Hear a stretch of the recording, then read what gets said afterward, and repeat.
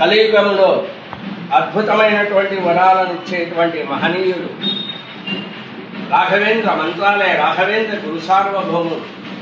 అద్భుతమైనటువంటి దివ్యమైనటువంటి మహిమ కలిగినటువంటి వారు.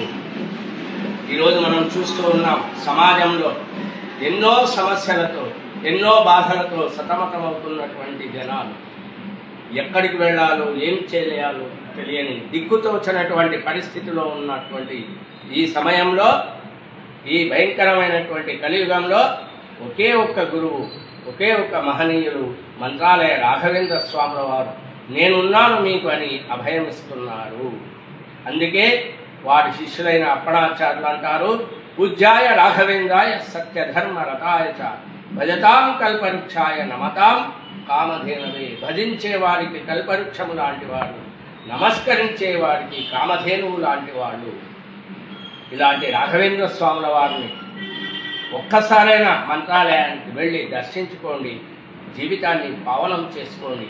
మీ సమస్యలను గురువుల ముందు, బృందావనం ముందు నిలబడి చెప్పినట్లయితే రాఘవేంద్ర స్వాముల వారు తప్పకుండా అనుగ్రహిస్తారు. గతంలో మనం ఎన్నో చూశాం. అగమ్య మహిమాలోకే రాఘవేంద్రో మహాశయ అంటారు. వీరి మహిమలు ఎన్ని అయ్యా అంటే చెప్పడానికే వీల్లేదు. అగమ్యమైనటువంటి మహిమ, లెక్క పెట్టడానికే వీల్లేదు. అంత మహిమలను చూపారు. ఎలా అంటే కళ్ళు లేని వాళ్ళకు దివ్యమైనటువంటి దృష్టి ఇచ్చినటువంటి మహానుభావుడు, కాళ్ళు లేని కుంటివానికి ఎంతోమందికి కాళ్ళను ఇచ్చినటువంటి వాడు, సంతానం లేనటువంటి ఎంతోమందికి సంతానాన్ని ప్రసాదించినటువంటి మహానుభావుడు. అలాగే ధన ధాన్య వస్తు వాహనం ఎలాంటి కోరిక ఉన్నా కూడా, ఎలాంటి అభిలాష ఉన్నా కూడా నెరవేర్చేటువంటి మహనీయులు ఈ మహానుభావులు. అందుకే అంటారు, అపేక్షిత ప్రదాతాన్యో రాఘవేంద్ర న విద్యతే. అపేక్షిత ప్రదాతాన్యం, అపేక్షిత అంటే మీ కోరిక ఏముందో, మీ సమస్య ఏముందో గురువుల వారి ముందు పెడితే తప్పకుండా ఆ సమస్యకు పరిష్కారం లభిస్తుంది.